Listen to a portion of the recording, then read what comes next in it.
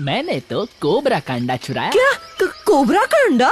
और क्या, इस जोखिम भरे काम को करके मैंने सबको साबित कर दिया कि मैं बच्चा नहीं था। उसके बाद सबने मुझे बच्चा कहना ही छोड़ दिया। पर चोरी करना तो ठीक बात नहीं है टपा की। ओह, मेरा मतलब है चोरी नहीं, मैंने तो बस लिया था। उसके बाद कोबरा को अंडा लौटा दिया। और क्या। वैसे आइडिया अच्छा है, मैं बलू को दिखा दूंगा मैं भी कोबरा का अंडा चुरा सकता हूँ। ओह अच्छा, हाँ ये सही रहेगा। एक तो मैंने अभी अभी नदी के किनारे देखा।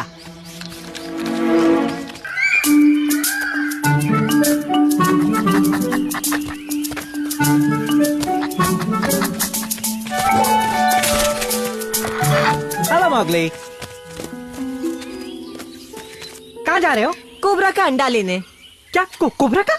पर क्यों? ये सही नहीं है, कोबरा लेने भी नहीं देखा, तुम्हें पहले ही डस लेगा। नहीं, कभी नहीं। मैं बड़ा हो गया हूँ, किसी से नहीं डरता मैं।